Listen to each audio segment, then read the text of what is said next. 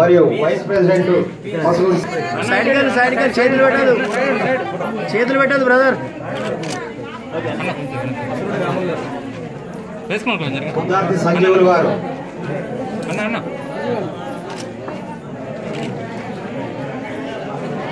వేముల విజేందర్ గారు,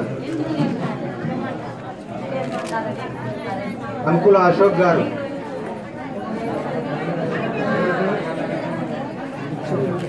అసునూటి ఓదెల్ గారు,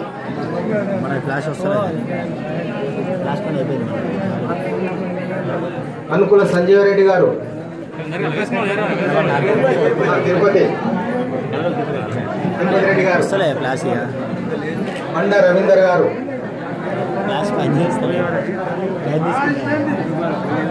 పొన్నాల సుందరెడ్డి గారు,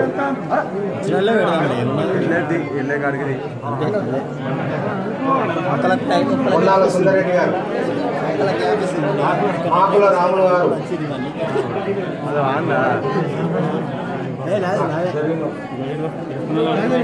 వసురెడ్డి ఆదిరెడ్డి గారు,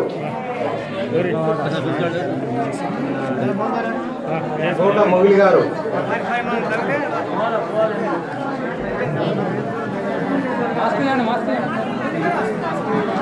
కోట మొగిలి గారు,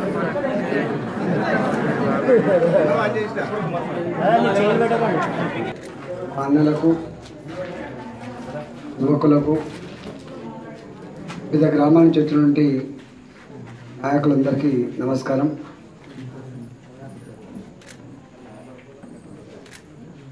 ఐదు నెలల నుంచి వెళ్ళి హుజరాబాద్ నియోజకవర్గాల్లో ఎప్పుడు లేనంత ఉత్కంఠ కొనసాగుతుంది. ఇన్ని అబద్ధాల మాటలు, అబద్ధాల పత్రాలు, పట్టకాల్చి మీద చేసే పద్ధతులు, బెదిరింపులు, దబాయింపులు, కొనుగోళ్ళు, ఒక్క మనిషి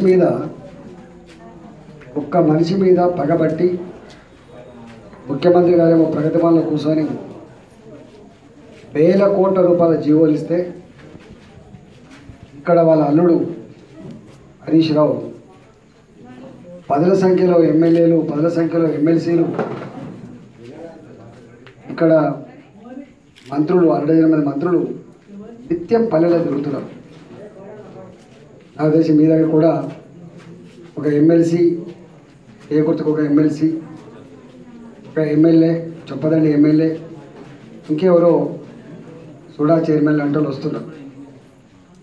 నేను మొదటి నుంచి చెప్తున్నా, పచ్చడి సంసారంలో చిచ్చు పెట్టకండి. మీకేమైనా ఉంటే మాలాంటి మీద పగ తెచ్చుకోండి తప్ప ప్రజల మీద పగ తెచ్చుకునే ప్రయత్నం చేయొద్దని చెప్పినాం. కానీ అయినా కూర్చోండి. అయినా 5 నెలలు కాదు ఆగలే.